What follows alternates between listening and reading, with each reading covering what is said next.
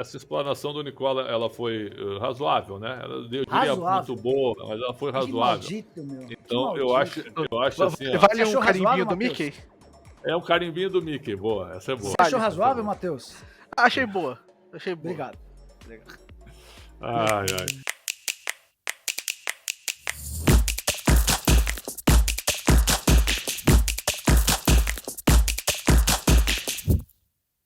Olá, olá, boa tarde, boa noite, bom dia, boa madrugada, seja em que momento você estiver ouvindo, ou estiver nos vendo também, né? Agora que já faz um tempinho a gente já tem a nossa versão em áudio e vídeo desse querido podcast. Tá começando a edição número 74 do Segunda Bola. Dessa vez eu fui olhar o número, inclusive. Matheus Ribeiro, estou aqui apresentando novamente esse belíssimo podcast, enquanto o André Carboni vai desfrutando das suas belíssimas férias. Provavelmente deve estar na Croácia, na Grécia, deve estar por ali, né? Deve estar Explicando como que ele tira 3 férias por ano. Esse que é o principal. Gastando dinheiro, né? É. Bom, como sempre, estou aqui com os meus queridos blogueiros, começando, como sempre, ordem alfabética, né? Alexandre Pretzel, como você está? Muito obrigado, meu caro Matheus. E nessa edição 74, eu só tenho a fazer uma constatação. O placar está mais ou menos em 71-3 para mim. Na realidade, 73, né? Porque está 70-3, né? Em questão de conteúdo superior. Então, quero te agradecer, Matheus, por mais uma participação aqui, que me engrandece, é uma honra muito grande. Jorge Nicola, como você está? Tudo tranquilo? Eu tô bem, só queria registrar que o responsável pela votação divulgada agora há pouco pelo Pretzel é a mãe do próprio Pretzel. É por isso que, aos olhos da mamãe Pretzel, o filho tá sempre à frente. A gente entende, não tem problema nenhum. Na vida real, a coisa é bem diferente. Quase sempre é o Pretzel contra a Rapa. Mas tudo bem, vamos lá. Para mais uma, e qualquer coisa, se precisar de ajuda, você me avisa que eu vou te ajudando, tá, Pretzel? Tô aqui no WhatsApp aberto, eu vou te mandando as informações para te ajudar. Hoje tu tá elétrico, cara. Tu conseguiu chegar antes de mim, cara. Tu tá elétrico hoje, cara. Bora. Bom, a gente tá gravando esse podcast aqui na segunda-feira, no dia 18, o grande dia 18 de julho, né? Que vários clubes estão esperando já faz um bom tempo. Por quê? Porque é o dia em que se abre a janela de transferências. Então, os times contrataram recentemente, vários jogadores você já ouviu falar, tipo assim, ó, o cara tá fechado, já tá aqui no Brasil treinando, mas não poderia atuar. Por quê? Porque hoje é que se abre a data para poder inscrever jogadores. Alguns deles já estão no bid, inclusive neste momento que a gente tá gravando. A gente tá gravando no início da tarde, já vi Everton Cebolinha aqui no bid, acho que o Yuri Alberto também passou, se eu não me engano. E todos os clubes estão buscando mais reforços, todos os clubes estão tentando se reforçar. Hoje eu vou começar pelo Jorge Nicola. Jorge Nicola, eu quero que você dê o seu clube dessa janela, só dessa janela, dos jogadores que já chegaram. Quem você acha que se reforçou melhor até agora? Então, eu acho que a gente pode dividir em duas prateleiras. Em termos de quantidade, eu acho que quem melhor se reforçou foi o Atlético Mineiro, que contratou o Gemerson, o Pavon, o Pedrinho e o Allan Kardec. Nenhum desses caras vai ter, na minha opinião, o papel de principal destaque dessa janela de transferências. Mas são 4 caras que completam bem o grupo, que fazem com que, se não virarem titulares, eles no mínimo se tornam ótimas opções do banco de reservas e diminui a distância entre titulares e reservas. Então acho que são 4 boas aquisições. Em termos de... Então, para a minha primeira resposta é que, em termos de quantidade, quem melhor se reforçou foi o Galo. O Fortaleza até teve mais contratados, né? O Fortaleza já fechou com 5 jogadores, mas de qualidade, para mim, inferiores a esta do Galo. Em termos de individualidade, qual é a grande contratação da janela? Até esse momento, 18 de julho, 14 horas e 8 minutos, para mim o principal reforço do futebol brasileiro é Everton Cebolinha. Eu até acho que o Vidal, tenho certeza que o Vidal é maior do que o Cebolinha. O Vidal jogou em grandes clubes do futebol mundial, Bayern de Munique, Barcelona, Juventus. Foi um cara super importante no melhor momento da história da seleção chilena. Mas chega ao Brasil com 35 anos de idade, depois de 2 temporadas no futebol italiano, em que ele foi mais reserva do que titular. Eu acho que ele vai ser bom reforço, eu acho que a vontade dele em atuar no Flamengo vai pesar a favor. Mas para destacar o principal reforço do futebol brasileiro, eu acho que o Cebolinha tá à frente dos demais, é aquele de quem eu mais espero. Eu acho que vai ser um cara super importante nessa temporada com a camisa do Flamengo. só para deixar fechado aí, né? O Atlético, além de trazer esses jogadores, assinou um contrato definitivo com o volante Otávio também, né? O Otávio estava emprestado só que aí assinou um vínculo em definitivo, se eu não me engano, até 2026. Mas ainda não tá jogando o que eu imaginava, viu, Pretzel? Eu imaginava que ele fosse o Otávio. Eu achei que o Otávio fosse fazer. É muito bom jogador, concordo, mas ainda tá se adaptando. Ele não é titular, por exemplo. Ele é banco do Jair e do Alan sem discussão. Otávio e Hernani, lembra? Do Atlético Paranaense, jogavam muito. Muito bom jogador. Muito. E o Flamengo só. Foram essas duas contratações, o Flamengo ainda busca mais reforços. E teve as saídas de William Arão, que foi Fenerbahçe, e o Andrés Pereira, que voltou para o empréstimo no Manchester United, já foi deslocado para o Fulham, né, na Inglaterra mesmo. Pretzel, qual é o seu grande destaque dessa janela até o momento? Eu acho que a gente pode fazer uma divisão, mas assim, ó, o Flamengo, cara, são 2 reforços em nível de titularidade. Então, Everton, Cebolinha e Vidal, os caras chegam para jogar, eles não chegam para acrescentar, né? Tem o jogador que chega para acrescentar, que também pode ser útil, mas tem o jogador que chega para jogar, para ser protagonista, né? Então esses dois hoje tornam o Flamengo ainda mais forte. Se vierem o Wendel e o Wallace, ou um dos dois, o Wallace eu acho que eu vi o Wallace jogar na Udinese 1 ano e meio atrás, que eu comentei jogos dele no italiano. Gostou? Alternou entre reserva e titular, viu? Caiu bastante o Wallace. Caiu bastante. E o Wendel eu não tenho visto jogar, mas pintou muito bem no Fluminense. Mas assim, ó, Vidal e Everton Cebolinha. Aí o Dorival pode fazer, ó, Thiago Maia, João Gomes, Vidal e Arrascaeta. Cebolinha e Gabigol. Ou pode fazer Cebolinha, Pedro e Gabigol, o Vidal de segundo com Thiago Maia e Arrascaeta. Ou se não quiser aproveitar o Vidal, tu pode jogar com Cebolinha, Gabigol e Pedro juntos. Certo? Então, cara, é muita alternativa, muita variação. É um poder realmente forte, tático e técnico. Eu acho que o Flamengo se contratou cirurgicamente, como a gente costuma dizer. O Atlético, eu concordo com o Nicola, mais quantidade, mas o Pavon, por exemplo, não joga em alto nível há um bom tempo. O Allan Desde Kardec novembro do ano passado. Exato. O Allan Kardec vem da China, onde todos que estão vindo da China estão tendo dificuldades. Todos. Todos que estão vindo da China estão tendo dificuldades. Então eu vou esperar um pouquinho, apesar dele ser um bom centroavante. Eu gosto dele. O Pedrinho eu gosto, acho que é a melhor contratação do Galo. E o Gemerson já é um zagueiro a caminho do fim de carreira, mas que ainda acrescenta mesmo com tanta lesão. Então eu acho que foi um bom mercado. Mas assim, ó, Balbuena e Yuri Alberto do Corinthians, jogadores que chegam para jogar, iguais ao Vidal e ao Everton Cebolinha. Então são bons reforços para o Corinthians. Marrone no Fluminense, gosto, mas não nível inferior ao Luiz Henrique, na minha opinião. O Atlético Paranaense não contratou ninguém. Fernandinho. Ah, o Fernandinho, é verdade. Fernandinho, espetáculo, Fernandinho. Acrescenta muito. O Inter ainda não contratou ninguém, tá atrás de um centroavante. Não sei se vai conseguir. Mas tá atrás de um centroavante. Então é o seguinte, ó. E o Fluminense, já falei do Fluminense, o São Paulo, Marcos Guilherme e talvez o Galopo e mais um. O Galopo deve ser anunciado ao longo da semana, assim como o Naruel Faravese. Eu vou pesquisar direitinho, esqueci. Naruel Bustos. Não é o Bustos, é o atacante, é Ferrarese. Naruel Ferrarese, que é um zagueiro venezuelano de 23 anos. O Bustos é mais difícil. Nossa, nessa semana. Venezuelano, tem que jogar muito, hein? E ele é do Manchester City, Pretzel, mas nas últimas 3 temporadas teve emprestado para Portugal, no Porto B, no Moreirense e no último ano no Estoril. É o São Paulo sem condições financeiras. O São Paulo tá fechando o Galopo com a ajuda de um investidor, mas ao que parece a ajuda é só especificamente nesse atleta. E o Galopo está sendo tratado no São Paulo como a cereja do bolo. Vamos ver se vinga, né? Eu tenho um colega argentino, ele me falou que, eu perguntei, eu não vi esse menino jogar, é bom? Resposta do meu colega, que é ligadíssimo ao futebol argentino, trabalha comigo aqui no Brasil, e aí ele disse assim, ó, Pretzel, nada tão diferente do que o São Paulo já tem. Essa foi a declaração do meu colega argentino a respeito do Galopo. Eu vou esperar para ver, porque daqui a pouco o cara chega aqui, nem o cara que o Botafogo contratou agora, né? O Martinho Orreda, né? Tá, mesma coisa. É jogador, cara, vem do Godoy Cruz. Para vingar aqui no Brasil, o futebol aqui é melhor que o da Argentina, né? O futebol aqui é melhor. O Orreda tá super bem elogiado. O Orreda é o cara que mais participa de gols na atual edição do campeonato. Também é verdade que a gente tá só com 8 rodadas, né? E o Godoy Cruz é líder do campeonato ao lado do Argentino. Uma coisa curiosa, né? A gente tá falando A gente tá pulando toda a pauta, o Matheus preparou tudo, passou a manhã inteira e a gente tá atrapalhando Não, tudo.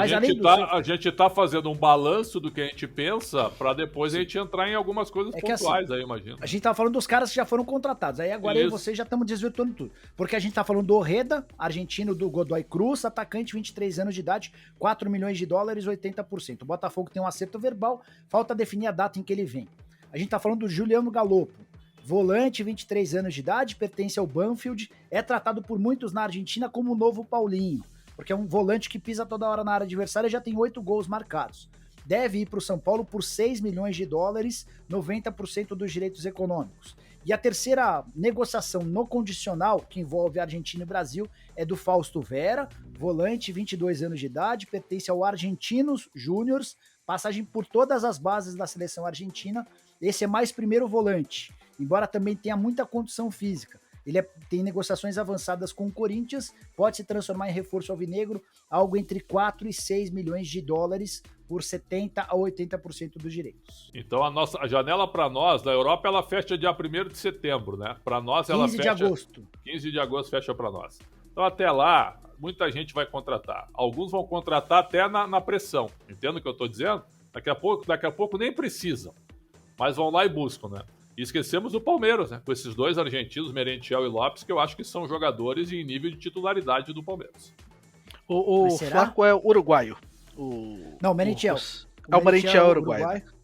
Mas eu tenho dúvida, Pretzel, se eles chegam para ser... Eu acho que assim, o Flaco Lopes é o centroavante, né? O camisa 9 específico, o Merentiel é um atacante que até pode jogar de 9, mas ele também tem uma característica de segundo atacante. É difícil imaginar que por exemplo, você vai tirar quem? Você vai tirar o Dudu para colocar o Merentiel? Ou você vai tirar o Rony para colocar o Flaco Lopes? O que eu acho que o Palmeiras quer com os dois o Scarpa vai ter embora, alternativas. Né? Mas esse ano, né, Pretzel? Claro, esse mas ano. aí tu tens tudo bem, eu posso ter me precipitado um pouquinho nesse ano, mas no ano que vem eu acho que eles têm condições de brigar pela titularidade, eu acho. Alguns jogadores que a gente passou aí, né, falando, o Fausto Vera, do Argentinos Júniors, ele foi titular da Argentina nas Olimpíadas de 2021. Jogou os 3 jogos, a Argentina caiu na fase de grupos. Caiu na primeira fase. Primeira fase. O Martinho Orreda, do Godoy Cruz, que está próximo do Botafogo. 24 jogos em 2022, 10 gols e 9 assistências. Números bons. Bons. É a questão mesmo de ver se ele consegue trazer isso pra cá, né? Tem que ver o nível de enfrentamento. O nível de enfrentamento. Eu acho que não é nem o nível de enfrentamento, Pretzel. Eu acho que é trocar um clube pequeno por um clube que se propõe a ser protagonista em algum momento. Não é, né? O Botafogo vem de 9 derrotas em 12 jogos, né? Nós já tivemos 2 exemplos clássicos e históricos. De Federico no Corinthians e o Luque no Internacional. O Luque chega, além desse último agora, tá me fugindo o nome dele. O rapaz jogou no Inter, foi emprestado pro Vasco. Carlos Palacios. Não, esse é o chileno, o chileno também, que foi Miguel. O Vidal disse que era a maior revelação dos últimos anos da história chilena. Olha, que coisa. Mas foi pro Vasco também, né, Palacios? Não, tem um, o... Sarrafiori? Sarrafiori, obrigado. Sarrafiori. Esse também chegou como fenômeno também, não ciscou. Então, cuidado. Vamos ter cuidado, mas o futebol argentino revela gente boa. Porque é o seguinte, eu fico pensando, né? Se esse Galopo aí fosse monstro, o River já teria beliscado, né? O Boca também, talvez. Tudo bem, mas olha como é louco. Olha como é louco esse negócio de mercado de transferências, Matheus. Antes de devolver a bola para você. O Cano, que é o artilheiro do Campeonato Brasileiro e que faz mais uma temporada, tem tudo para ser a temporada mais artilheira da carreira dele. O Cano já foi ignorado pelos grandes paulistas 2 vezes. Quando ele veio para o Brasil vindo da Colômbia, que ofereceram para São Paulo, Corinthians e Palmeiras, ele fechou com o Vasco porque os grandes o ignoraram. E depois de 2 anos no Vasco, continuaram ignorando ele fechou com o Fluminense. O Caleri é outro cara que também não dava muito moral, voltou e tá arrebentando. Enfim, tem de tudo, né? Tem os bons e os maus exemplos, né? O cara até curioso, eu sempre falo para amigos aqui em São Paulo que assim, ele tava sem contrato no fim do ano, né? E tipo assim, os dois times, os dois principais, o Corinthians e o Palmeiras, mais protagonistas do momento, estavam precisando de centroavantes. E, pô, com a qualidade que você tem nos dois times, pô, o Cano meteria gol muito fácil nesses dois times, tranquilamente. E é a questão mesmo de não saber aproveitar, né? Tem um outro que eu tinha pesquisado, uma coisa que eu tinha esquecido de falar, é o Wendel, que o Pretzel falou que não sabe muito bem como ele tá jogando. O Wendel fez o único gol do Zenit na estreia do Campeonato Russo, né, na última sexta. Empatou 1-1 com o Kink. O gol foi do Wendel, o Wendel foi eleito o melhor jogador da partida. E o Wendel também tinha feito gol na Supercopa Russa, no início do mês. Que o Zenit ganhou de 4-0 do Spartak Moscou. Se eu não estou enganado, Matheus, se eu não estou enganado, eu comentei um jogo do Zenit ano passado, ele ficou no banco. Acho que foi Zenit e Chelsea, eu acho. Acho que foi isso. Mas tá voando, viu? Tá voando. A fase dele é bem boa. Só para explicar um pouquinho do contexto do Wendel, né? O Wendel quer jogar no Flamengo. Entre Flamengo e Wendel tá tudo certo. Só que o Zenit, que é dono dos direitos econômicos do Wendel, e é um clube que não precisa de dinheiro, já deixou bem claro que só aceita liberar o Wendel se for para venda. O que o Flamengo tenta? O Flamengo tenta convencer o Wendel a recorrer àquela possibilidade da FIFA, a cláusula da guerra, que permite ao atleta suspender o contrato por um ano. E o Wendel não quer fazer isso com o Zenit, ele não se sente confortável, né? Um investimento de 20 milhões de euros para tirá-lo do esporte, é o cara que tem sido eleito... O William Alberto também, né? O William Alberto veio. Mas deixa eu contar um bastidor, Pretzel. E aí eu ouvi de uma pessoa que conhece bastante o Zenit.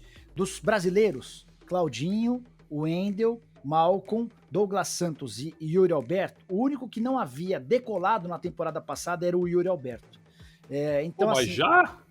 O cara tá lá há 4 meses, cara. Mas assim, os caras, eles tinham uma impressão quando o contrato... Eles gastaram 25 milhões de euros, né? Sim. Eles tinham uma impressão de que seria o cara que chegaria para resolver e não fluiu. Então, assim, o Zenit entendeu que daria para liberar o Yuri Alberto, os outros 4 ele não quer liberar. Tanto que o Claudinho e o Malcom tiveram até mais propostas do que o Yuri Alberto, né? Até propostas da Europa. E o Zenit tem feito o jogo duro. Em relação ao Yuri, os caras toparam fazer negócio a partir do momento em que o Mantuan foi envolvido nessa troca. Pô, mas que pressa, hein? O Yuri Alberto mal chegou, hein, Matheus? Já não serve mais? Bota dinheiro mal gasto nisso, então. 25 talvez não seja nem não serve mais, mas é tipo assim, a gente aceita liberar esse em troca, tipo assim, de manter os outros. Porque, pô, o Claudinho tem jogado bastante lá, o Wendel também, e o Zenit o Zenit é um time que contratou jogadores, fez um esforço bom agora, na virada das temporadas para poder reforçar o time. Provavelmente vai ser campeão de novo. O russo é basicamente um desastre se não for campeão russo. Então eu acho que é um time que pode escolher esse tipo de coisa. Tipo assim, não, a gente pode ceder o cara aqui e depois ver se dá certo. Só uma parte, por falar em futebol russo, tem coisas estranhas acontecendo, porque o CSKA Moscou quer contratar o lateral Moisés. Vem cá, ó, se quiserem, eu ajudo a levar no aeroporto, viu? Se quiserem, viu? Você vai lá pro Sul só pra levar ele, Não, eu ajudo, viu? Se quiserem, eu ajudo. E o Moisés assim, deu uma boa pista de que sai, né? Porque no fim do jogo contra o Atlético no sábado, ele fica lá no banco, tem um momento de reflexão, o repórter do Casimiro até chegou a perguntar pra ele, né? Tipo assim, não, você tá saindo? Ele falou assim, não tem como falar alguma coisa nesse momento. Bom, de times que eu acho que... Eu vou falar até de time que talvez... que tá me desapontando aí, que não chegou ninguém. Que, tipo assim, que também não é uma grande surpresa porque o dinheiro tá escasso, né? Que é o Santos. O Santos é um time que tá vivendo com alguns problemas, não faz uma temporada boa, teve a eliminação pro Tátira na Sul-Americana, que é basicamente uma das maiores manchas da história do clube, né? E tá perdendo jogadores, né? E não tá se reforçando. O que você acha, Pet? Você que sempre defende muito o Santos aqui. Posso dar uma informação pela proximidade do empresário Jorge Machado com o diretor executivo do Santos. O Mário Fernandes, que tá parado, tá sem clube, entrou nos planos do Santos. Essa parceria aí do Machado tentar convencer o Mário a voltar ao futebol. O Grêmio foi pra cima dele, ele negou o Grêmio, disse que não voltaria a jogar, mas agora o quadro parece que tá mudando. Parece, porque é Série A, é o Santos, nada contra o Grêmio, ele já passou pelo Grêmio e tal, o Grêmio tá na Série B hoje.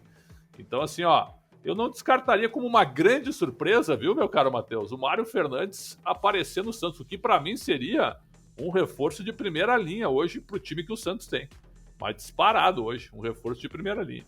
Porque o time do Santos, eu acho que a situação financeira é dramática, né? Eu costumo usar a frase que o presidente Rueda veio para pagar títulos e não para ganhar títulos, é isso que ele está fazendo. E a partir de 23, talvez com mais fôlego financeiro, né? Com um pouco mais de respiro, né, de sobra de dinheiro, talvez o Santos consiga investir um pouquinho mais. Mas a situação é dramática. O Santos tem um grave problema com o estádio, né? Depois do que aconteceu no jogo contra o Corinthians, Matheus e Nicola, eu cheguei a dizer que era o fim da Vila Belmiro para grandes jogos, né? Muita gente não gostou, bateram em mim pra chuchu, e eu tive que explicar, porque para mim, para grandes jogos, a Vila ela é ultrapassada e inadequada. E para grandes jogos, o Santos bota 12 mil pessoas com uma renda de 400 mil, Matheus. Certo? Enquanto que o São Paulo botou contra o Fluminense, que eu comentei o jogo, 2.300, o Palmeiras sem posto 13,5, o Corinthians 13.800. Cara, não dá pra comparar, não tem como competir. E muita gente acha que não, tem que continuar jogando na Vila. Então, o Santos precisa melhorar sua questão financeira para poder contratar, e eu concordo contigo, de lamentar a falta de investimento que o Santos tem de não conseguir fazer, né? Mas se o Mário Fernandes vier num acordo, talvez por um ano de empréstimo aí com o apoio do empresário, isso aí é reforço de ponta hoje no Santos. Não sei se vocês concordam. Mas eu acho difícil que ele vá pro Santos. É assim, alguns clubes brasileiros estão tentando o Mário Fernandes. O Atlético Paranaense quer muito. O Flamengo já sondou. E o que eu ouvi de um dos dirigentes que tentou negociar com o Mário Fernandes é que o Mário tá meio indeciso. Porque quando ele suspende o contrato dele lá no CSKA, ele havia prometido para os russos que iria usar esse um ano de contrato suspenso para ficar mais perto da família, né? Porque a filha está nascendo agora em setembro, enfim. Então, assim, para ele quebrar essa palavra que ele deu aos dirigentes do clube russo, onde ele está há 10 anos e é um atleta que defende a seleção russa, acho que vai precisar ser uma coisa meio fora do comum. E aí, se tivesse que chutar um clube para o qual ele fecharia, talvez fechasse com o Flamengo ou com o Atlético Paranaense, que são dois clubes que seguem vivos em 3 campeonatos, enfim. Sobre o lateral direito, o Pretzel tá certo em relação à busca do Santos por um lateral. E aí o Lucas Blondel, que é o lateral do Tigre, 25 anos de idade, titular absoluto por lá, argentino. É uma possibilidade. O Santos já fez 2 propostas de empréstimo, as 2 foram recusadas, agora o Santos está vendo a possibilidade de colocar um dinheiro. E outra coisa que eu vi sobre o Santos, até para arrematar sobre o Peixe, o Santos, além desse técnico, ele quer contratar um meio atacante, porque entende que há uma carência muito grande na criação e construção de jogadas. O Santos tem o Lucas, tem o Ângelo e tem o Marcos Leonardo, que são muito bons. Eram atletas que caberiam em vários times do futebol brasileiro e que vão render bastante dinheiro no futuro. Mas a avaliação do Santos hoje é de que falta gente para preparar a jogada para esses 3. E aí a informação que eu recebi antes do podcast é de que o Santos prepara uma proposta para um atleta de um clube grande no Brasil, cujo contrato termina no fim do ano. É um meia. Não é o Scarpa, porque o Scarpa tá indo pro Newcastle, né? Sei lá, Diego Ribas, não é uma informação, agora é um palpite, tá? Agora já é uma prospecção. A informação Maurício é de que o Santos do prepara... Inter, tá acabando o contrato, o Maurício do Inter? Não sei, deixa eu checar. Deixa eu checar, não sei. Se estiver acabando, pode ser, hein? Você gosta? Não, é o seguinte, ó, como o Chumbinho tá lá, o Chumbinho conhece muito futebol do Sul, né? Fica muito ligado nisso aí. O Maurício jogaria no Santos hoje. O Maurício tem contrato até 2025. É isso. Então esquece. É que quando foi a troca Potker e Maurício, o Maurício fechou um contrato até 2025 e o Potker fechou um contrato até 2024 com o Cruzeiro, né? Naquela troca em 2020. Não é aquele Natan? Natan? Pode ser o Natan. Natan, ele é jogador do Atlético, né? Estava emprestado no Flu. Eu acho que é ele. Só que o Natan, ele começou a jogar um pouco mais agora com o Diniz, né? Ele passou um tempão sem ser utilizado e o Diniz colocou ele para jogar contra o São Paulo, tinha colocado para jogar na partida anterior, começou a melhorar um pouquinho. Mas já fez mais de 6 jogos, um abraço, né? Já fez mais de 6 jogos. Tem mais esse ponto também, né? Eu tenho quase certeza que ele bateu 7 jogos exatamente contra o São Paulo. Eu cheguei a ver uma matéria sobre isso, vou até procurar aqui. Mas tenho quase certeza que é isso. Natan completou com a camisa do Fluminense o 7º jogo, exatamente. Não esquece. O Diego também deve ter mais. Também tem. Tô pesquisando aqui, já vejo 37 anos de idade, o Diego tem contrato no Flamengo só até dezembro, duvido que o Flamengo ofereça um novo de contrato para ele para a próxima temporada. O Diego tem 8 jogos no Campeonato Brasileiro também. O grande problema, acho, desse momento da janela é que a maioria dos jogadores já passou jogadores que jogam de verdade nos times já Sim. passaram desse número, né? Só uma coisa sobre alguém que não passou e que pode pintar em clube brasileiro, Pedro Rocha. A situação é curiosa, o Pedro Rocha ele tá ligado a um clube russo. Deixa eu só confirmar o nome do clube. O empréstimo dele acaba agora no fim. Spartak Moscou, isso. Ele tá emprestado pro Atlético Paranaense até o fim do mês. E aí, o Atlético não vai ficar com o jogador, isso já tá combinado, né? Então, o Pedro Rocha tem jogado a Copa do Brasil, tem jogado a Libertadores, mas no Brasileiro ele não é relacionado, porque ele já tem 6 jogos, né? E o Atlético não vai impedi-lo de jogar por outro clube. Então, o Pedro é alguém que pode pintar muito em breve em clubes brasileiros com essa questão da inatividade. Esse é um exemplo do jogador que pintou muito bem, teve uma fase assim de 1 ano e meio muito bons. E desde que voltou da Rússia, não jogou nada. Cruzeiro, Flamengo e Atlético Paranaense. Eu acho que no Atlético ele tem jogado até mais, até relativamente bem. Não como prometia, mas eu acho muito mais num nível aceitável, um nível bom. Tipo assim, ainda mais depois das passagens pro Cruzeiro e Flamengo decepcionaram. Ele surge no Grêmio, né, Matheus?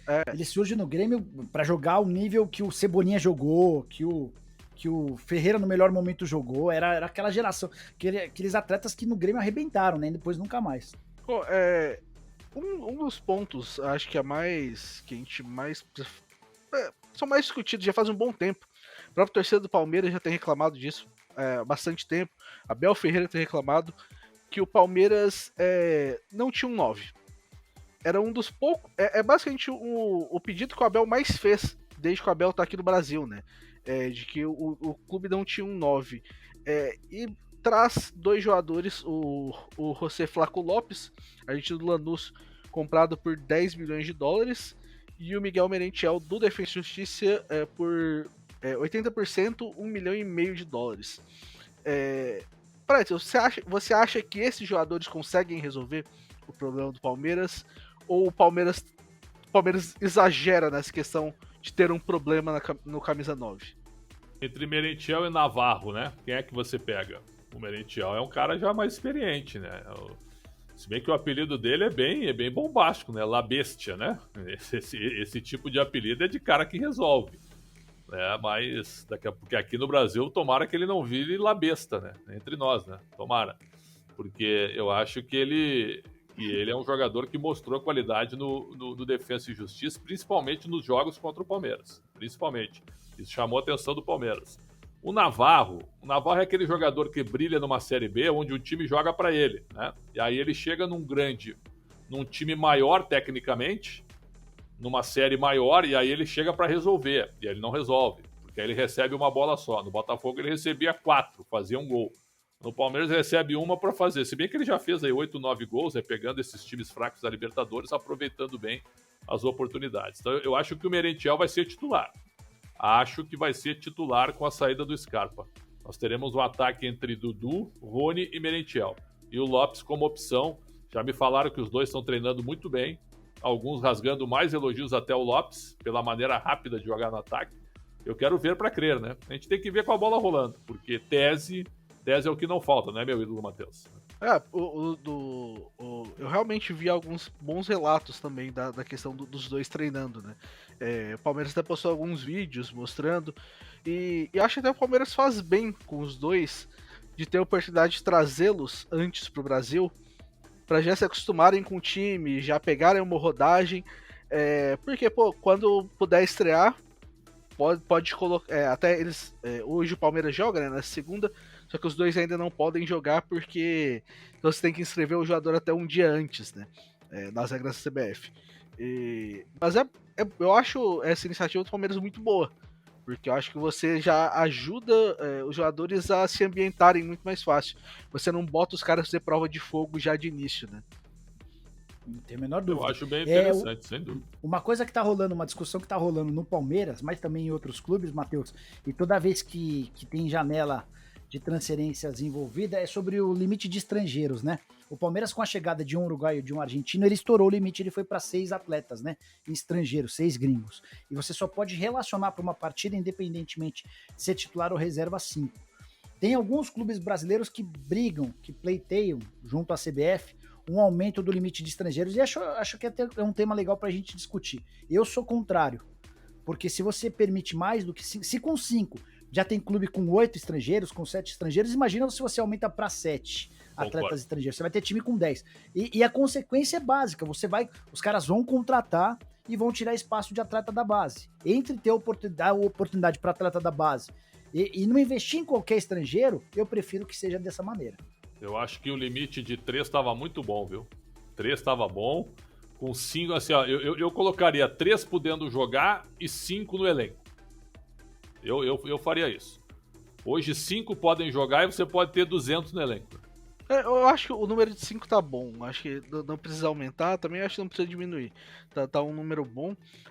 Só que eu acho, tipo assim, tem uma grande questão pra mim que de alguns impeditivos, por exemplo, para dar mais oportunidade para jovens. Você pensa, por exemplo, no Campeonato Paulista. No Campeonato Paulista você pode inscrever só 28 jogadores. Você pode usar alguns jogadores mais jovens também, tipo, fora desses 28, mas te limita bastante. Onde tipo assim, esses campeonatos estaduais deveriam ser a oportunidade para que esses clubes colocassem mais jogadores da base para jogar. Para pegar mais experiência para quando chega no Campeonato Brasileiro, não acontece que nem o Patrick Lanza, por exemplo, de São Paulo, que o Rogério colocou engolido. E tirou com 30 minutos. Foi engolido. O Diniz botou o Ganso, o Samuel Xavier e o Cano nas costas dele. Olha, eu comentei o jogo, nada contra o menino, que eu acho que tem talento e tal, mas ele foi engolido. Tem potencial, engolido, mas sentiu. Engolido.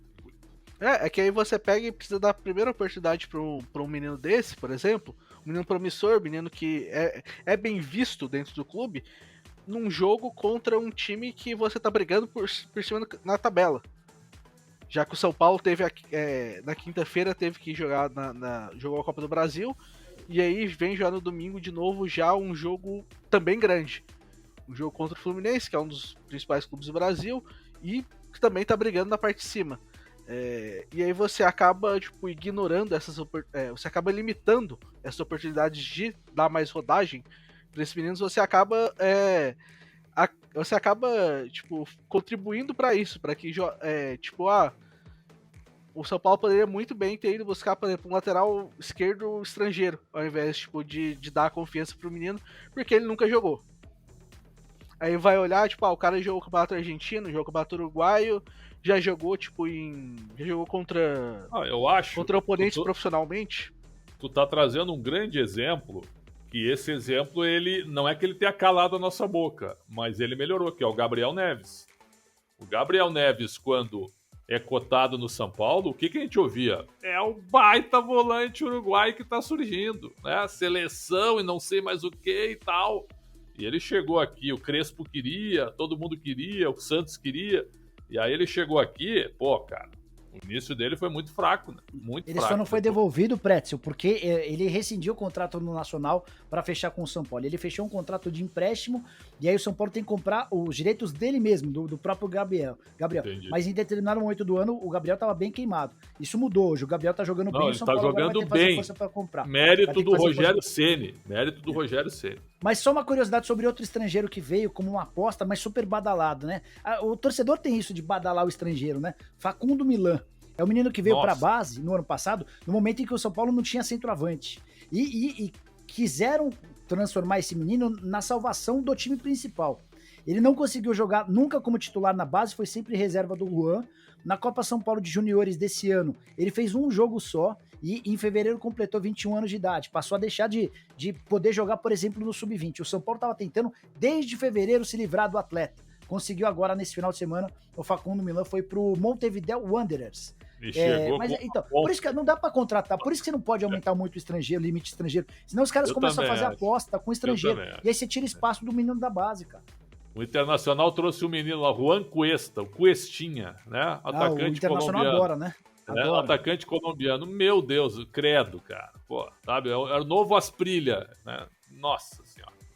A gente tá falando bastante de contratações, de quem vai chegar, mas também tem um grande ponto tipo assim, de quem pode sair. Nicola, quem que você acha que, dos times brasileiros, principalmente desses times que estão brigando pelo topo do Brasileirão hoje, quem mais pode perder com saídas nessa janela? Eu acho que o clube que vai ter mais assédio daqui até o fim da janela na Europa é o Palmeiras. Porque é um time que tem conquistado títulos e tem jogadores jovens. A gente já viu, por exemplo, sondagens / especulações por Gabriel Veron, por Danilo, agora por Piquerez, o Scarpa que já foi negociado. Enfim, tem bastante gente. O Giovani, que já teve proposta do Ajax, acabou sofrendo uma cirurgia no tornozelo. O Hendrick, que vira e mexe a pauta de clubes de fora. Então acho que o Palmeiras vai ser o clube que mais vai sofrer assédio. Embora a Leila Pereira esteja garantindo para todo mundo lá dentro que não vai vender jogador, a menos que sejam atletas de segundo escalão. A curiosidade, até o Marcelo Lomba, que é reserva do Everton, 35 anos de idade, recebeu uma oferta do Al Tawon, time da Arábia Saudita. Então, o mais assediado de todos certamente vai ser o Palmeiras. O Atlético pode perder 2 jogadores importantes. O Arana tem sido cogitado / cobiçado por clubes da Premier League, e o Zarate é alguém que também vira e mexe, é alvo de especulação, embora o Zarate tenha custado bem caro. O Galo investiu mais de 5 milhões de dólares por 50% dos direitos. Então, para fazer negócio, vai precisar ser uma proposta grande. O Flamengo é sempre alvo, mas os principais jogadores do Flamengo, eles não têm muito valor de mercado, ou melhor, deixa eu tentar me explicar melhor. São atletas que são avaliados com desconfiança no futebol europeu. O Arão foi bem vendido para a realidade. Foi. 3 milhões, o Flamengo vai ficar com 3 milhões de euros da parte dele pelo Arão. Quase 30 anos. 30 anos de idade. Quase 30 anos de idade. E assim, por exemplo, o Pedro é um cara que já passou por lá, não é um cara que desperta grandes amores. O Gabigol já teve 2 chances lá, não vingou. O Arrascaeta é de 26 para 27 anos de idade. Para o nosso futebol é excelente. Mas para o futebol europeu você pode ver que chegam poucas propostas por ele. O Everton Ribeiro já mais veterano. Então, o Flamengo até pode ter acesso. Matheus França, talvez, né? Matheus França e Vitor Hugo. Mas é aquele menino que ainda está sendo preparado, né? Pois é. João Gomes, E aí o Corinthians tem recebido algumas sondagens pelo Duqueiroz, pelo Piton, pelo Robert Renan, mas também não são atletas. O Duqueiroz é titular absoluto, os outros todos não são tão titulares assim. Mas eu acho que o Palmeiras é aquele que vai mais sofrer assédio. E aí tem aquela lacuna da janela que o Pretzel lembrou, né? A nossa janela fecha no dia 15 de agosto. E lá fora vai fechar 1º de setembro, não é, Pretzel? 1º de setembro esgota. Não, vai até 1º de setembro, né? Aí você tem 15 dias que você fica vulnerável, né? Porque você perde o cara e não tem como repor, né? Sem dúvida. Pretzel, quem você acha que pode perder mais aí com saídas? Essa explanação do Nicola, ela foi razoável, né? Eu diria muito boa, mas ela foi razoável. Que maldito, meu. Então, eu acho assim... Vale um carimbinho do Mickey? É um carimbinho do Mickey, boa, essa é boa. Você achou razoável, Matheus? Achei boa. Obrigado. Mas eu acho que o Flamengo, quem tem o melhor elenco, teoricamente, tem mais chance de perder jogadores, teoricamente, né? Mesmo que você olhe para a juventude. Então, assim, eu acho que o Corinthians vendeu bem o João Vitor, viu? Que eu acho que no ano passado 8 de euros pela parte dele. Exato, no ano passado ele foi bem, esse ano ele tava mal esse ano. Mal e o zagueiro valentão, né? Querendo aparecer em todas as confusões. Então, assim, eu acho que o Flamengo e o Palmeiras, porque o Veron, se for vendido por 10 milhões de euros, para mim é uma boa venda. O Palmeiras tem 90% dos direitos. Eu acho. Não, do Veron tem 60, Pretzel. O Santa Cruz do Rio Grande do Norte tem 40. Mas aí os 10 milhões seriam por 90 do 90. Não sei. Se o Palmeiras ficar com 6 milhões de euros limpos, aí eu acho pouco. É pouco. Aí eu acho pouco. Mas aí se acerta, qual é o Santa Cruz do? Santa Cruz do Rio Grande do Norte. Você ter a possibilidade de dar uma mordida. Se acerta com Santa Cruz, dá 1 milhão de euros, Santa Cruz fica com 8, pode ser isso também, pode. Ou divide o percentual futuro, de repente, pode ser assim também. Eles se acertam, mas se for só 6 milhões de euros para o Palmeiras, eu acharia pouco pelo Veron, apesar aí dos últimos episódios envolvendo ele. Mas o Palmeiras, eu acho que o Gabriel Menino também, o cavalo, né, já passou, acho que já passou. O Flamengo, para mim, é o principal, porque o Flamengo tu tens o Matheus França, o Vitor Hugo, tu tens o João Gomes, que para mim é o principal potencial de venda, e até o Mateuzinho, hein? Não vou descartar. E até o Mateuzinho. Então tu tem pelo menos 4 jogadores, e ainda o Pedro, que mesmo sendo um jogador hoje está com 25, né? Ainda é um cara que se daqui a pouco arrebentar numa disputa internacional, eu acho que o Flamengo pode fazer um bom dinheiro com ele. Então eu acho que é o Flamengo. Só uma coisa, pessoal. Vocês venderiam o Hendrick agora? e em que circunstância? Eu pergunto porque, assim, a Leila Pereira já disse para pessoas mais próximas que se aparecer um clube disposto a pagar um valor próximo da multa rescisória do Endrick, que a partir de 21 de julho, quando ele completa aniversário e assina o primeiro contrato profissional, a multa passa a ser de 40 milhões de euros. E a Leila já deixou claro que se pintar alguma coisa agora, vende, ou melhor, aceita a oferta próxima de 40 milhões de euros, mesmo levando em consideração que só pode entregar o Endrick daqui a 2 anos. E a alegação dela é de que, assim, ela entende que o Endrick já tá na alta, né? É difícil o Endrick se valorizar mais do que eu concordo com ela. É melhor vender. Eu concordo com ela, eu venderia e ainda tentaria ficar com um percentual futuro. Porque caso ele vai ficar por 2 anos, né? De toda forma, ele tem que completar os 18 anos. Você ainda aproveita 2 anos, se você vende por uns 35, você vende por 35 mais vamos falar, uns 10, 15% pode ser até de lucro, né? Numa venda futura. Pode. Não é um negócio ruim. Até porque assim, e assim, pessoal, a gente nunca sabe como é que o moleque da base que vai chegar no profissional. Não dá pra saber, cara. O Endrick é muito diferente. Parece mesmo, 15 anos de idade, o moleque tá fazendo gol pra caramba no sub-20. Mas são tantos os casos, meu, que assim, se tiver a oportunidade, faz o negócio logo. Porque não dá pra... E assim, vamos falar a verdade, se vender por 35 milhões de euros, tá bem vendido. Se vender por perto de 40, tá bem vendido. Nossa, enfim, grande negócio. Grande negócio se vender por 35 milhões de euros. Grande negócio. Porque a multa é 40, né? Então. 40. Nesse primeiro ano é 40. Depois ela vai pra 50 e no último ano vai pra 60, Matheus. E outra, já alçaram ele a fenômeno dos fenômenos, né? Eu sempre fico com o pé atrás. Eu peço calma. Ele parece calma. Diferente, né, Brett? Ele parece diferente. Parece. Dá pra ficar ali no meio do caminho, né? Então vai assim, ele realmente parece diferente, mas vamos com calma. Dá pra ver realmente assim que ele tem. Que ele pensa muito bem o jogo também, finaliza muito bem. Quero ver bastante a carreira dele, porque eu acho Teve um jogador que me enganou, sabe qual foi? Lulinha. Não, Vinícius Júnior, cara. Eu não achei que ele fosse rapidamente explodir no Real Madrid como ele explodiu, se tornando uma peça tão fixa, tão afirmada hoje. Com quantos anos lá? 22, né? Tem 22 anos, né? 21, 22. Mas essas coisas são loucas, Pretz. O Kaká era reserva no Sub-20 do São Paulo. O Lulinha teve 200 gols na categoria de base do Corinthians. O Fábio Pinto no Inter, ele foi o melhor jogador do Mundial Sub-17 em 1997. Você sabe quem é que foi o segundo melhor? Ronaldinho Gaúcho. Ronaldinho Gaúcho. O Fábio Pinto, o Inter recusou. Eu era setorista do Inter lá em Porto Alegre. O Inter recusou 18 milhões de dólares na época, uma fortuna do Milan pelo Fábio Pinto, à vista. O presidente Fernando Carvalho, que era diretor da base na época, recusou. Fábio Pinto Devia ser um caminhão de dinheiro na época, né? Não virou. Bom, a gente passou pela Série A, falou os grandes detalhes. Eu vou só dar uns destaques da Série B e abrir para vocês também falarem o que vocês acham. Para mim, os grandes destaques logicamente, o Lucas Leiva tá voltando ao Grêmio, né? O Grêmio que também traz o atacante Guilherme e o meia Tassiano.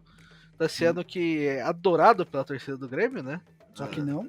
Entre aspas, logicamente. O Tassiano não é reforço, né, Matheus? O Tassiano é um retorno, né? A gente pode falar de retorno. Só que esse pacote com as 3 voltas, com as 3 contratações de Guilherme, Tassiano e Lucas, já aumenta a folha salarial do Grêmio em quase R$1 milhão. Então o Grêmio, que já tinha a maior folha da história da Série B, com mais R$1 milhão já ultrapassou os 11 milhões. Tá bom pra vocês? Se o Grêmio não subir, que eu acho praticamente impossível, é uma catástrofe financeira em 2023. O Grêmio sabe que tem que subir. Não, e eu vou repetir o que eu falei no início do campeonato. Se o Grêmio não for campeão, é vergonha. Tu acha? Não vai ser. Pra mim é vergonha esse Grêmio. O time caiu muito, viu? O time caiu demais, hein? O time do Grêmio é um time ruim hoje, viu? Olha a questão do Eu até acho que ele melhorou, Prétio. Até acho que ele melhorou recentemente. Melhorou no jogo coletivo, mas tecnicamente é horroroso o time. Quanto o Cruzeiro gasta de folha salarial, você sabe? Agora com os novos reforços, o Cipriano tá chegando, tem também, deixa eu só pegar a minha colinha Cipriano aqui. também. Bruno Rodrigues, Marquinhos, Cipriano e Luiz Felipe. Isso. O Bruno Rodrigues é aquele da Ponte do São Paulo, né? Assim, com os reforços, o Cruzeiro vai chegar na casa dos 3 milhões de reais. Com o Grêmio a 11 milhões de reais, a gente tá falando de uma diferença gigante, cara. 3 meses e meio de salário. É a comparação entre e assim, o Cruzeiro É que abriu. o Grêmio, desculpa, é que o Grêmio herda Lucas Silva, certo? Thiago Santos, Jeromel, Kahneman, o Grêmio herda tudo isso aí, cara. Diego Souza, sabe? São jogadores caros, são jogadores em um nível salarial alto. Mas o Cruzeiro não tinha herdado nada, Prétio. O Cruzeiro não tinha herdado. E era um Cruzeiro que nas 2 últimas temporadas na Série B não tinha ficado nenhuma rodada no G4, cara. Esse é um negócio absurdo. E aí, o salto com o Ronaldo Fenômeno e a equipe dele, porque não é nada, ninguém faz nada sozinho, né? Mas a busca do Pesolano, de todos esses atletas, que compõem a menor folha salarial do Cruzeiro em bastante tempo. Cara, hoje o Cruzeiro tem 15 pontos de vantagem para o 5º colocado. E a chegada do Cipriano é uma contratação inteligente, porque ele vem de graça, se aproveitando da suspensão do contrato no Shakhtar, e quando acabar o contrato de empréstimo desse período, ele vai estar livre do acordo com o Shakhtar. Então, o caminho, inclusive, é que o Cipriano vai jogar no Valladolid. Já tem um acordo com o empresário dele para que ele possa vir aqui no Brasil durante esse um ano. Ele vai dar prosseguimento a um processo de naturalização italiana, e aí a expectativa é de que com o passaporte italiano ele seja contratado de forma oficial pelo Valladolid em julho do ano que vem. Esse é outro, viu? Que também alçado à condição, é verdade ou não é? Desde a época do São Paulo. Alçado a grande nome. Nunca conseguiu. Alçado a grande lateral, nome. Né, Prétio? Tá jogando de lateral agora. Imagina, é um jogador comum. É difícil, cara. Prever o futuro dos caras é difícil. Eu acho que a principal contratação da Série B no momento é o Alex Teixeira chegando no Vasco. Eu acho que sem dúvida. O Alex Teixeira, ainda mais pra Série B, faz uma diferença absurda no seu time. Ainda mais, Matheus, para um time como o Vasco, que tem enormes problemas de ataque, cara. O Vasco tem uma defesa muito boa, é um time que dificilmente sofre gols, a exceção agora é o jogo com o Sampaio, né? Mas é um sofrimento. Escapou de uma goleada histórica, hein? Escapou de uma goleada histórica. Pois é. Mas é um time que sofre muito, pena para fazer gol, tem pouca criatividade. E o Alex Teixeira, talvez nem todo mundo se lembre, mas quando ele se muda em 2016 do Shakhtar pro Jiangsu Suning, ele é comprado por 50 milhões de euros. Então é um cara que 6 anos atrás custou 50 milhões de euros e chega agora ao Vasco de graça e com um salário compatível à Série B. Tem até uma curiosidade desse contexto. Os caras, na tentativa de convencer o Alex Teixeira, tentaram falar assim, Alex, a gente tá passando por muita dificuldade financeira, mas a gente tá disposto a ceder, por exemplo, percentuais de ganhos do sócio-torcedor se a gente alcançar determinadas metas. Vamos tentar trabalhar com publicidades que possam ser revertidas para você. Ele falou, não precisa de nada disso. Vocês me pagam esse valor que vocês ofereceram e eu vou voltar para jogar no Vasco, porque eu fui revelado pelo Vasco e quero ajudar. Então, cara, é o tipo da contratação que já começa dando certo, né? E eu torço muito para que dê certo, porque seria legal pro Alex Teixeira e todos esses resgates para mim são bem bacanas. Eu acho que é muito difícil a gente não ter o acesso desses 4 aí, Matheus, independentemente de quem seja contratado na janela ou não, né? Eu acho que é Cruzeiro, Vasco, Bahia e Grêmio, independentemente da colocação de cada um. Eu acho que o acesso vai ficar entre os 4. Tem uma rodada, tem um jogo, inclusive, no dia que a gente tá conversando, né? Que a gente citou anteriormente na questão do Lisca, né? O Sport joga contra o Vila Nova e o Grêmio e o Bahia jogam nessa terça-feira. O Grêmio pega o Brusque fora de casa. E o Bahia pega o CRB em casa. Antes de vocês provavelmente estarem ouvindo esse podcast, eu acho. No momento, só para situar aqui facilmente, o Cruzeiro tem 41 pontos, o Vasco tem 34, o Bahia tem 33, o Grêmio tem 32 e o Sport tem 26. O jogo do Sport desta segunda-feira já é pela 19ª rodada. Já é pela última rodada do... Então já é o fechamento da última rodada, tá? Já é pela última rodada do retorno, do turno, né? O Sport... E o Cruzeiro vencendo no meio de semana no CSA quarta-feira. Como visitante, o Cruzeiro se iguala ao Vitória de 2012, com a melhor campanha da história do primeiro turno de Série B, 44 pontos conquistados. O que os caras estão fazendo lá é muito legal. Só para lembrar, no começo do ano, vocês vão lembrar o Fábio. Lembra a confusão que deu quando o Fábio teve seu contrato rescindido? A torcida gritando, Ronaldo Gordão, respeita o Cruzeirão, alguma coisa assim. Enfim, são os acontecimentos, né? Mas convenhamos que o Rafael Cabral não tem ajudado muito. Talvez seja o pior ponto do Cruzeiro nessa Série B, inclusive. Sim. E a manutenção do Fábio seria, do ponto de vista técnico, um enorme acréscimo. Só que surgiu recentemente uma lista de credores do Cruzeiro, né? E o Fábio é o primeiro ou é o segundo com mais dinheiro a receber, cerca de 20 milhões de reais. Por que o Cruzeiro não quis ficar com o Fábio lá atrás? Porque se o Ronaldo acerta com o Fábio, ele traz para dentro da SAF essa dívida de mais de 20 milhões de reais. Quando ele rescinde lá, quando ele rescinde lá, ele põe o Fábio na lista de credores que vão ser pagos pela associação, sabe-se lá em quanto tempo, entendeu? Então era essa a estratégia. A contratação do Fábio naquele momento custaria mais de 20 milhões de reais pro Ronaldo. Ele falou, quer saber? Vou abrir mão do Fábio. O Fábio tá pegando muito no Fluminense, é um dos principais jogadores do Flu, e o Rafael Cabral ainda não conseguiu decolar de fato. Inclusive, quando saiu essa lista, né?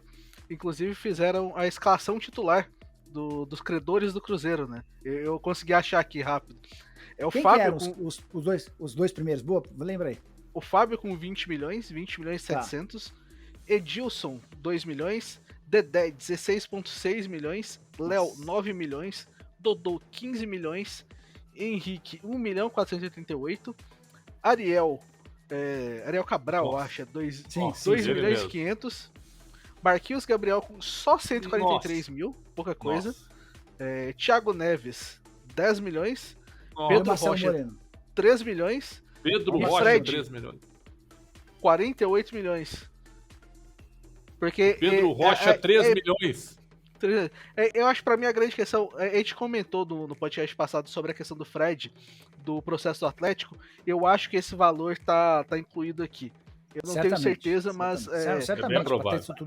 E o Marcelo Moreno não tá na sua lista, Matheus? Porque o Marcelo Moreno também tava na lista de... Parece que em determinado momento o Marcelo Moreno emprestou dinheiro pro Cruzeiro. Aquelas coisas loucas, enfim.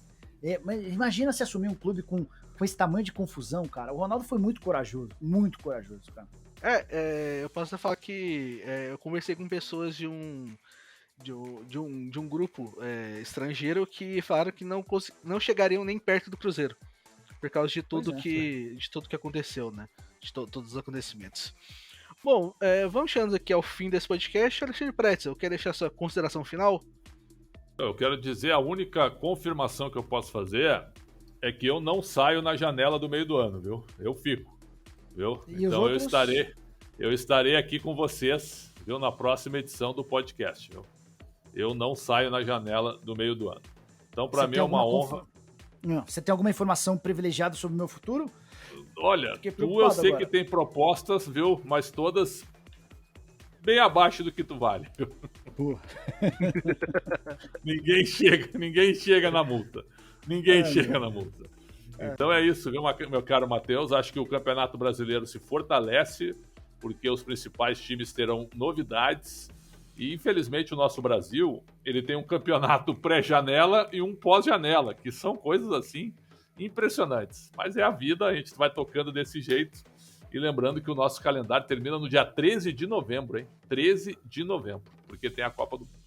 Eu vou, só antes de passar pro Jorge Nicola, eu vou corrigir a escalação inicial dos credores do Cruzeiro. A gente vai ter que tirar aí, provavelmente, Marquinhos Gabriel, que tá recebendo pouco, né? Só 143 mil. Com o Marcelo Moreno. Marcelo Moreno tem uma dívida com o Cruzeiro. O Cruzeiro tem uma dívida com o Marcelo Moreno de 24 milhões 985 mil reais. Agora sim. Porque eu lembro que era o Fábio e o Marcelo Moreno estavam no topo dessa lista. Só considerações finais as minhas. Obrigado pela presença de todos. O Pretzel inicia a nossa participação dizendo que esse é o episódio do número 74, que ele havia vencido os outros 73, né? E eu contei. Mais uma vitória. Que era 71 a 3. Não, que era na contagem da mãe do Pretzel, né? Essa nem a mãe do Pretzel vai conseguir atestar a vitória do filho. Ele foi esmagado nas informações de hoje. Mas, Pretzel, mesmo assim, eu e o Matheus, a gente continua te adorando. Você nunca vai deixar o Yahoo, pelo menos se depender da gente. Viu? A minha felicidade é a tua. E quando tu fica feliz, quando tu chega 30 segundos antes de mim no podcast... Não foram cara, 30, foram os dois no máximo. Foram os dois no máximo. É uma edição histórica, cara. A tua felicidade é a minha. Agora, pra alegria ficar completa, só falta a gente jogar aquele vôlei de praia de dupla, que eu tô muito curioso. Ou tomar um café na redação, né? Que o Matheus e o André... O Matheus e o André fechavam a cara quando a gente dizia, vamos lá tomar um café lá. Em breve, em algum momento, que como editor eu já vou deixar claro que propostas por Jorge Nicola e Alexandre Pretzel precisam chegar até o valor da multa. A gente não vende por menos, a gente não libera por menos que isso, de forma alguma. E a gente vai tentar manter nosso time todo bem estruturado pra gente chegar no fim mais um ano muito bom. Tem Copa do Mundo aí no fim do ano e a gente não pode Boa. perder pessoal também, né? Copa do Isso Mundo. Copa do Mundo vai dar trabalho, inclusive. Boa. Bom, pessoal, muito obrigado por estar ouvindo até aqui, por estar vendo, né? Um grande abraço e até a próxima.